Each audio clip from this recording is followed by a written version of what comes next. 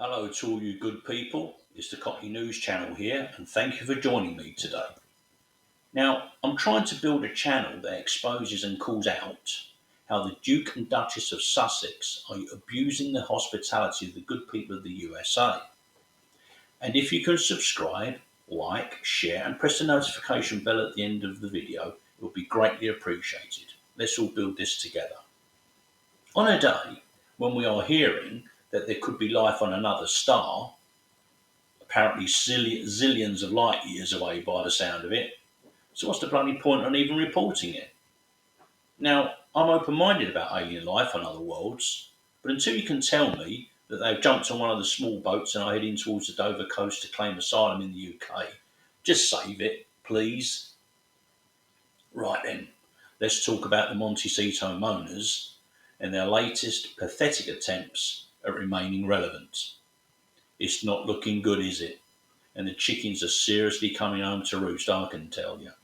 And quite right too, because I just cannot for the life of me understand why the good people of the USA continue to put up with them and their narcissistic and entitled attitudes. But I have a good feeling that a kind of convergence of chaos is seriously heading toward the pair, whether it be the revelations of Homeland Security records regarding Harry's visa application, or the final realisation by Netflix that these two are inherently lazy and again entitled fools who are no longer serving a purpose. It doesn't bode well. Moreover, there is the constant elephant in the room that the pair will be most definitely running out of money. Do keep an eye on that one, because I think that no matter what else is swarming around them, it'll be that will be their undoing as they become increasingly desperate to raise a few bucks here and there. Now, that said, regardless of the revelations about Harry's form filling, while that clone Biden bot is still being propped up in the White House, I just cannot see Harry being held to account or indeed turfed out of the country. Dare I say it, even if Trump is re-elected, I still don't think he'll remove Harry and send him packing. Why? Well, put simply, the Donald has too much respect for the royal family, and no matter how much he disapproves of Harry's disloyalty and his treacherous behaviour, I just don't believe that he will embarrass his father, King Charles. That said, and don't get me wrong, with the Heritage Foundation pressing for a result, and I must say Niall Gardner's dogged pursuit of Harry is admirable, and his former boss Margaret Thatcher will be very proud of him, I can tell you.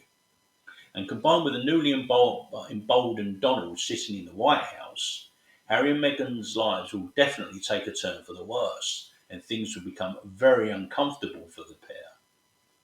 Trump may well use a strategy of death by 1,000 cuts and create an environment around the two where it will become so unbearable that they will eventually crack. I can see that as a definite approach, and dare I say it also, I think that the Donald would quite enjoy watching the pair squirm, rather than taking the nuclear option and causing the king problems by having to deal with what will certainly and quickly deteriorate into an uncomfortable diplomatic incident for both parties. It was most revealing when, during the Donald's recent interview by Nigel Farage, when asked whether he might deport Prince Harry if he is proven to have lied when filling out the visa application forms, Donald significantly replied with a "You tell me." No, I believe, and I will be interested to read your comments about this, that the Donald can astutely see that the hapless and failing pair will fall on their own sword soon enough. And it might well be that their waning credibility will have been irreversibly ruined anyway by the time Trump is sworn in. And I do expect him to be sworn in. So he will only be pushing on an open door in any event by the time that comes round.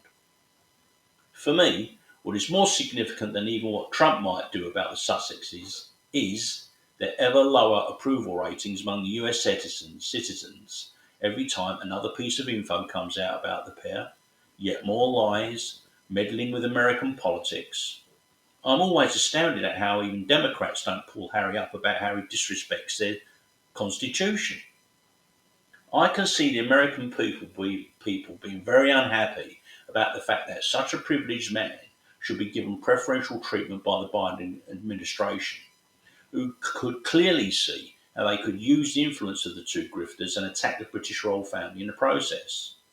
It's been all about disrupting both democracies, such is the self-loathing of the progressives in our mutual societies. I mean, Harry calling the First Amendment bonkers just tells you how dumb he is, and that he is willingly allowing himself to be manipulated by his wife and the pernicious progressives who have infiltrated the Democratic Party.